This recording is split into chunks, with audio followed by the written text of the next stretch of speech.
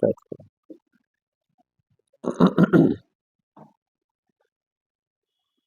আচ্ছা, আজকে হচ্ছে আমাদের লেকচার 3, অন্তরীকরণ শর্ট কোর্স লেকচার 3। তো গত ক্লাস পর্যন্ত আমরা কি করছি বলো, কি মনে আছে তোমার? e to the power x, a to the power x, এগুলোর ডিফারেন্সিয়েশন আমরা মূল নিয়মে করছি। আমার চশমায় রিফ্লেকশন হচ্ছে, চশমা থেকে। আচ্ছা, যেটা হলো যে আজকে আমরা ডিফারেন্সিয়েশনের কিছু নিয়ম শিখবো আর কি। ডিফারেন্সিয়েশন যখন আমরা করব, যে নিয়ম কানুন গুলো হচ্ছে, যেমন ধরো ddx অফ আমরা কোনো ফাংশন অফ x বলতে আমরা বুঝি যে এটা কোনো একটা এক্সপ্রেশন। হ্যাঁ, এই ফাংশন অফ x টা যদি এরকম হয় যে x cube plus equals to ddx of x cube plus 4x square minus 9x plus 2। তো এই ফাংশনটার আমরা এখানে ডিফারেন্সিয়েট করব। এখন দেখো, এই ফাংশনটা কিন্তু কয়েকটা আলাদা আলাদা পদ আছে এখানে, তাই না? এখন আমরা কিন্তু যে ddx of x to the power n equals to n x to the power n minus 1, যদি এটা প্রমাণ আমরা দেখি নাই, প্রমাণ এগুলো মানে খুব কঠিন কিছু হবে না, দ্বিপদী বিস্তৃতি ব্যবহার করে করা যাবে। মূল নিয়মের প্রমাণ হিসাবে ইচ্ছা করলে আমরা এটা করতে পারবো। কিন্তু এই যে আমরা এটা জানি, হ্যাঁ, এখন আমরা এইটাকে ডিফারেন্সিয়েট করব, এইটাকে ডিফারেন্সিয়েট করব, এটাকে ডিফারেন্সিয়েট করব, এখানে ডিফারেন্সিয়েট করব। মানে এখানে আমরা যে একটা রুল আমরা ব্যবহার করে ফেলতেছি, সেটা হলো যে এখানে যদি আমরা বলছি এটা একটা ফাংশন, কিন্তু এটা কিন্তু একটা কম্পোজিট ফাংশন, মানে এটার মধ্যে কিন্তু আরো জিনিস আছে, ঠিক আছে? আমরা এখানে যে নিয়মটা ব্যবহার করতেছি, এই যে এটা যখন ডিফারেন্সিয়েট করবো, তখন আমরা এরকম লিখে ফেলবো, এক্স কিউবের ডিফারেন্সিয়েশন আমরা 3x স্কোয়ার লিখবো, প্লাস 4x স্কোয়ার 4 লিখবো, এক্স স্কোয়ারের ডিফারেন্সিয়েশন লিখবো 2x, মাইনাস এটা 9 লিখবো, আর 2 এর ডিফারেন্সিয়েশন হচ্ছে 0। ঠিক আছে? আমরা যেটা লিখতেছি এখানে আমরা আসলে একটা ডিফারেন্সিয়েশনের নিয়ম ব্যবহার করছি। আমরা বলছি যে ddx of function of x plus gx, এরকম প্লাস মাইনাস, অর্থাৎ দুইটা ফাংশনের যদি এরকম প্লাস মাইনাস থাকে, তাহলে এই দুইটা ফাংশনকে ডিফারেন্সিয়েট করলে আমরা মানে আলাদা আলাদা করে এগুলোকে ডিফারেন্সিয়েট করে তার প্লাস মাইনাস করলে হবে। মানে এই রুলটাকে আমরা এখানে আসলে অ্যাপ্লাই করে ফেলছি, ঠিক আছে? এবং এই রুলটা অ্যাপ্লাই করছি বলে এটা একটা রুল এখানে আমরা অ্যাপ্লাই করছি, আরেকটা রুল আমরা এখানে অ্যাপ্লাই করছি। এখানে বলতো আরেকটা রুল কি? আরেকটা রুল হচ্ছে, যেমন আমি যখন 4x স্কোয়ারকে ডিফারেন্সিয়েট করছি, ডিফারেন্সিয়েট করে আমি কি লিখছি? 4 ইন্টু 2x, দ্যাট ইজ আমরা x স্কোয়ারের ডিফারেন্সিয়েশন করলাম, কিন্তু 4 কে অ্যাজ ইট ইজ রেখে দিলাম। মানে হচ্ছে যে ddx of some constant c into fx এরকম যদি হয়, তাহলে এটার ডিফারেন্সিয়েশন হবে c into ddx of fx। ঠিক আছে? আমরা এই দুইটা রুল এখানে ব্যবহার করছি। তো এটা আমরা ডিফারেন্সিয়েশনের নিয়ম হিসাবে ব্যবহার করব। আর এই নিয়মটা আমি এখানে প্রমাণ দেখাচ্ছি না, জিনিসটা বোঝা যায়। এটা খুব মানে মানে not very difficult to understand কেন বিষয়টা এরকম হবে। হ্যাঁ, এগুলা তো এই নিয়মগুলাকে আমরা সচরাচর ব্যবহার করব। তো এটা সহজ জিনিস, এই জন্য আমি এটার প্রমাণ দেখাবো না। এটা আমরা প্রমাণ যেটা দেখাবো,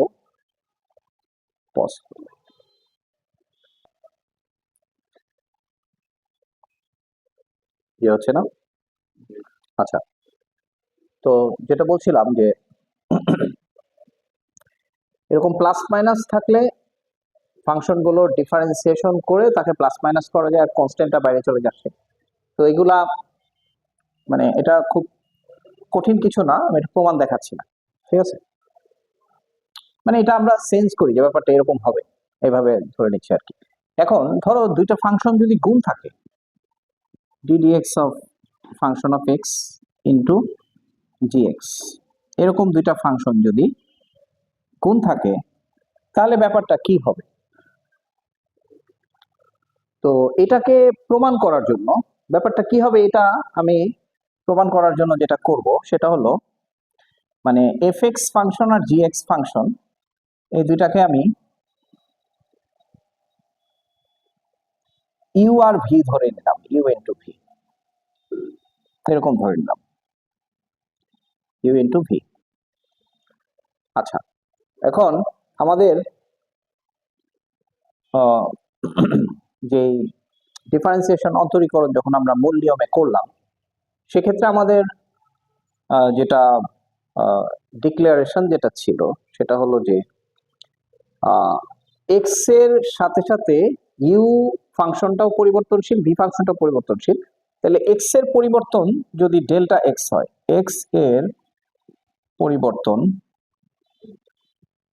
ডেল্টা এক্স হলে আমরা এখানে ধরে নিচ্ছি ইউ এর পরিবর্তন ডেল্টা ইউ মানে আনুষঙ্গিক পরিবর্তন, আর ভি এর পরিবর্তন ডেল্টা ভি এরকম হবে, ঠিক আছে?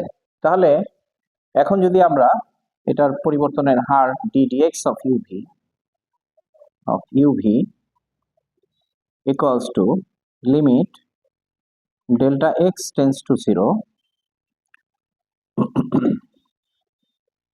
ইউ এর মান ইউ প্লাস ডেল্টা ইউ হবে আর ভি এর মান ইউ প্লাস সরি এখানে ভি এর মান হবে V plus delta V minus previous মান ইউভি, তাকে ভাগ করতে হবে কি দিয়ে?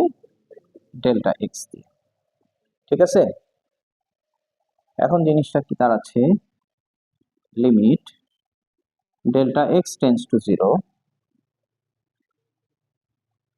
ডেল্টা এক্স, এখন এটাকে যদি গুণ করে ফেলি তাহলে UV plus delta U into V plus V into delta U, sorry delta U into V, আর আরেকটা হলো ডেল্টা ইউ ইন্টু ভি, আরটা হচ্ছে delta V into U, delta V into U plus delta U delta V minus UV. তাহলে UV UV cancel হয়ে যাচ্ছে, তাহলে জিনিসটা দাঁড়াচ্ছে limit delta X tends to 0, যদি এখন ভাগ করে ফেলি আমরা তাহলে দেখো v into delta you by delta x plus u into delta V by delta x plus এটাকে আমরা delta you by delta x into delta v এরকম লিখতে পারি। আচ্ছা, এখন এটা নিয়ে আমাদের একটা বিশ্লেষণ আছে, দেখো দেখো ব্যাপারটা যে limit delta X tends to 0 V into delta you by delta X, তাহলে এই delta you by delta X কে আমরা কিন্তু ডিইউ বাই ডিএক্স বলতে পারবো, কারণ ইউ ছিল আমার এক্স এর ফাংশন, তাই না? ইউ এক্স এর ফাংশন ছিল, তাহলে ইউ এর ক্ষুদ্রাতি ক্ষুদ্র পরিবর্তন ডিভাইডেড বাই এক্স এর ক্ষুদ্রাতি ক্ষুদ্র পরিবর্তন, তাহলে এটাকে আমরা ডিইউ বাই ডিএক্স বলতে পারবো। আর U into delta V by delta X, ভিও ছিল এক্স এর ফাংশন, এটাকে আমরা ডিভি বাই ডিএক্স বলতে পারবো, ঠিক আছে? আচ্ছা, তাহলে এই দুইটা ফাংশন হিসাবে পাবো। আচ্ছা, এখন এখানে দেখো এখানে delta you by delta x এটাকে আমরা ডিইউ বাই ডিএক্স বলবো, কিন্তু তাকে গুণ করা হয়েছে কি দিয়ে? ডেল্টা ভি দিয়ে। তাহলে এই ডেল্টা ভি কিন্তু ক্ষুদ্রাতি ক্ষুদ্র, তাহলে এটা ক্ষুদ্রাতি ক্ষুদ্র হবার কারণে আমরা এই মানটাকে, এই অংশটাকে এদের তুলনায় মানে নগণ্য বিবেচনা করতে পারবো, বা এটাকে এখন জিরো কাউন্ট করতে পারবো। তাহলে আমরা লিখব যে limit delta x tends to, আচ্ছা এখানে আর delta x tends to zero কথাটা লেখার দরকার নাই, কারণ এই কনসেপ্টটা যদি আমরা ব্যবহার করে ফেলি, আচ্ছা এটা করতে পারি, সেটা হলো যে মানে প্রমাণটাকে আর একটু বিশুদ্ধ করার জন্য আলাদা আলাদা করে আমরা এরকম লিখতেছি limit delta x tends to zero v into delta you by sorry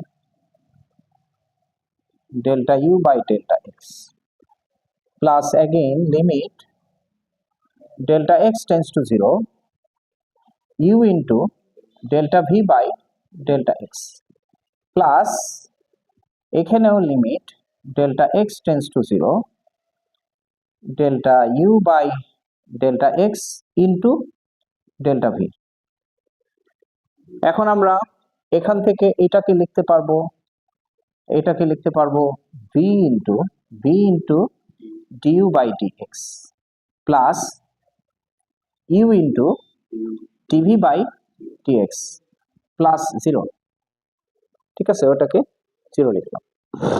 আচ্ছা তাহলে আমরা এই ফর্মুলা পেয়ে গেলাম ddx of uv equals to এটা, that is আমরা লিখব ddx of uv equals to u into dv by dx plus v into du by dx।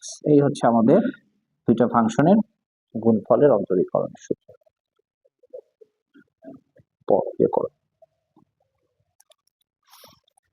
তারপর তাহলে আমরা ডিফারেন্সিয়েশনের দুইটা ফাংশনের গুণফল হচ্ছে প্রথম ফাংশন ইনটু দ্বিতীয় ফাংশনের অন্তরক প্লাস দ্বিতীয় ফাংশন ইনটু প্রথম ফাংশনের অন্তরক। আচ্ছা এটা কিন্তু খুবই দরকারি একটা জিনিস, মানে দুইটা ফাংশন গুণ করলে যে ব্যাপারটা এরকম হবে, এটা যদি আমরা এই প্রমাণের মাধ্যমে না যাই তাহলে কিন্তু এটা চট করে বোঝা যায় না। হ্যাঁ, মানে যোগের মতো এখানে এরকম হবে না যে যেমন যোগফলের অন্তরক সমান অন্তরকের যোগফল, ব্যাপারটা এরকম না, এখানে ব্যাপারটা ডিফারেন্ট হচ্ছে।